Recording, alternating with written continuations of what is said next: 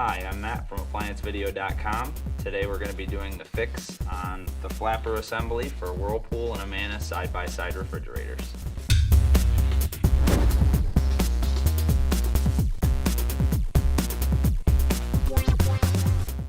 The typical customer complaint that you're going to have when you're having this issue is there's going to be frost that's forming in the air chute, or you may also have ice cubes getting stuck in the chute as they're coming out.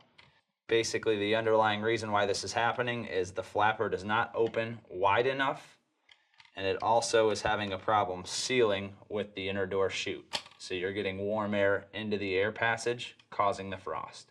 There are going to be 3 total adjustments that will be made on the assembly. The first adjustment is you've got a set of cam teeth here, and as this rolls forward,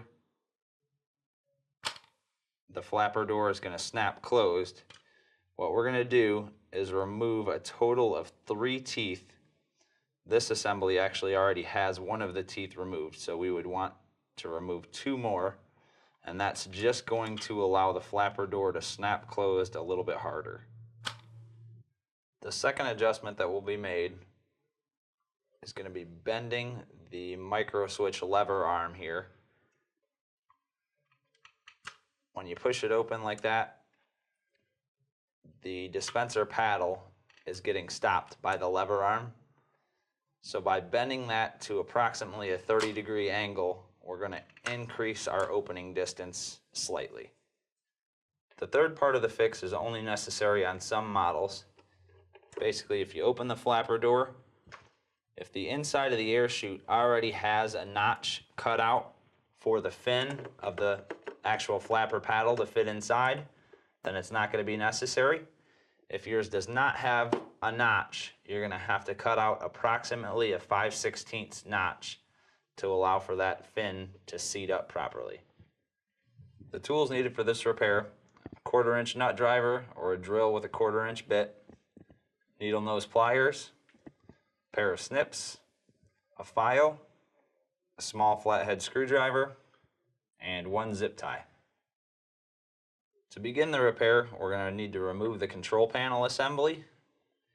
Basically, you're going to have 2 notches here where a small flathead screwdriver is going to go. Just going to go ahead and stick the screwdriver in, release your tabs. Now that your tabs are released, pull down to release the top tabs, and just go ahead and disconnect your harness. Set that off to the side. Now we're going to go ahead and remove the flapper assembly. First thing you have to do is cut the zip tie for the dispenser. And you've got a little tab that's going to kind of hold this in place. This tab's sometimes a little tough to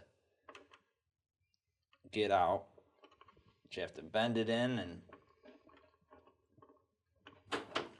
push it up and away.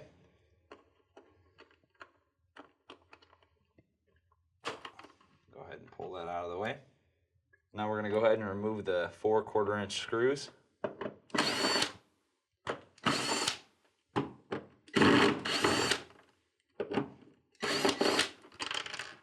We're going to go ahead and kind of pull our wiring harnesses out just a little bit here.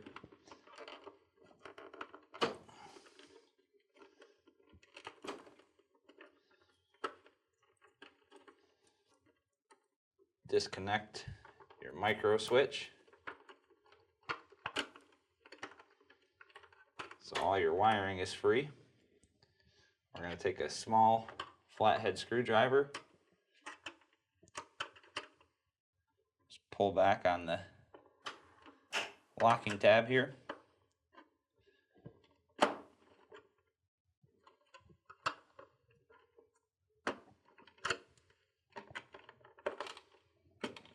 Remove the assembly. And this unit is a newer unit, so it's already got this little notch cut out here on the ice chute. If your unit does not have a notch cut out, basically what you would do would be just take a pair of snips and you would just cut it kind of just in a V about 5/16 of an inch deep. Okay, now what we're going to do is we're going to remove 2 cam teeth on the back end of the gear. So when it opens and springs closed, it's just going to have a little bit of a harder snap. So what you're going to do is you're going to fully open it. And if yours has a tooth all the way at the end here, then you're going to remove that one as well. But this one came from the factory with 1 tooth already removed. You want to have a total of 3 gone. So just take a pair of snips and just snip off 2 or 3 depending on the model. And then you're going to take a file and just smooth them out.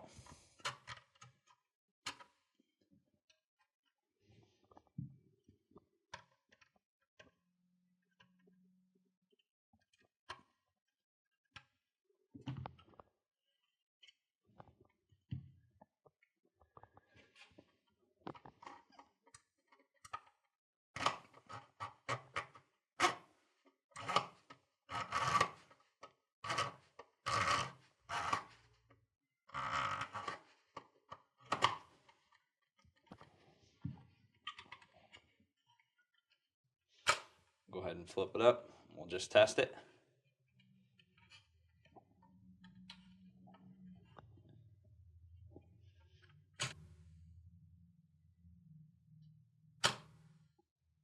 You can see it's snapping a lot harder. Now we're going to go ahead and just remove the micro switch. You want to just be very careful when you're removing the switch. These tabs are very fragile. Just push them back.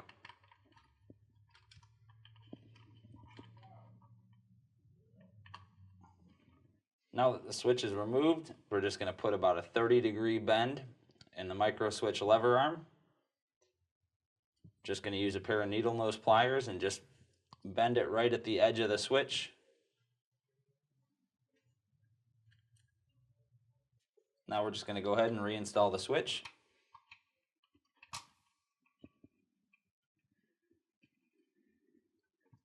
Again, just be very careful. Snap it into place. After you reinstall the micro switch, you just want to press the paddle just to make sure that the paddle is still contacting the lever arm. All you're looking to do is just increase the opening distance slightly. If you overbend it, then it may not contact the micro switch and your dispenser won't work properly. Now you're going to go ahead and reinstall your dispenser assembly.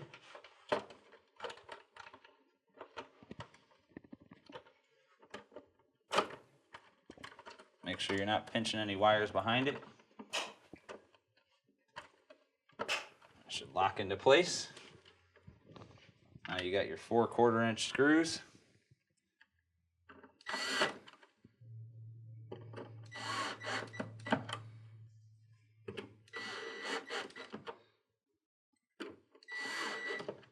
You go ahead and reconnect your harnesses.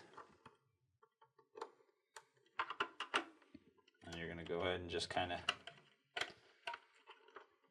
tuck them all away.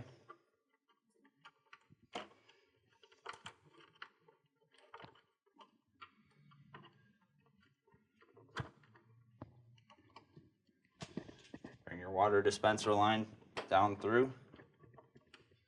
Snap that back into place. Okay, now we're going to go ahead and put a new zip tie back on.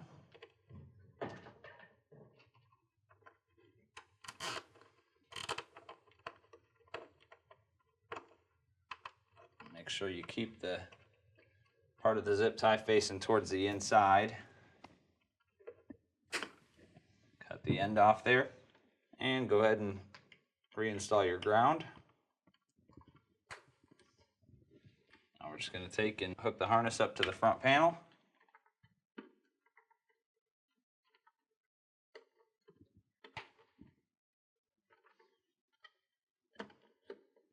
Drop the top end first. Snap it into place.